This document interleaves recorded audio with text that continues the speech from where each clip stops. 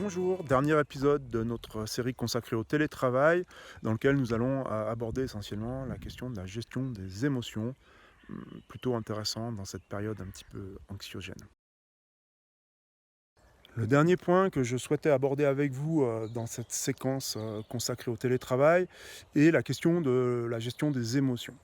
Alors, c'est pas quelque chose qui est spécifiquement lié au télétravail, mais vous comprendrez que dans cette période coronavirus, c'est quelque chose qui se combine avec le fait qu'on puisse se retrouver parfois un petit peu seul chez soi et qui n'arrange pas nos petites affaires si on a tendance à gamberger un peu.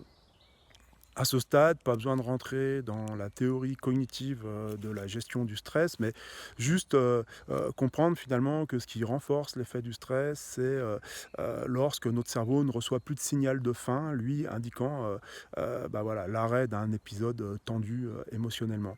Or, si on fait le lien avec ce qui se passe au quotidien, surtout si on a tendance à avoir un peu les yeux rivés sur les chaînes d'infos en continu, et les courbes de progression de l'épidémie, c'est sûr que bien, on est confronté en permanence par cette information à connotation négative et ça facilite pas les choses. Donc, une manière assez simple et finalement très efficace de relativiser, c'est de donner aussi des infos plus positives, de nature plus positive à notre cerveau.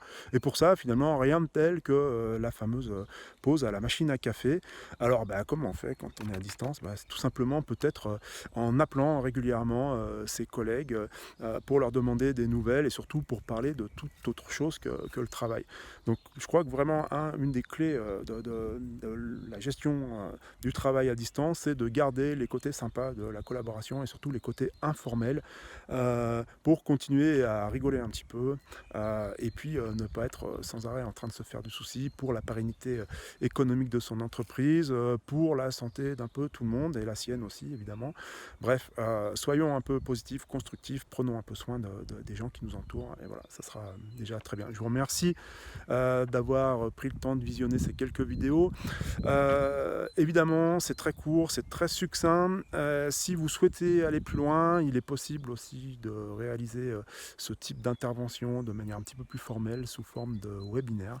Voilà, donc on vous mettra tous les liens là-dessus en ce qui concerne le coronavirus et dans la gestion des émotions aussi.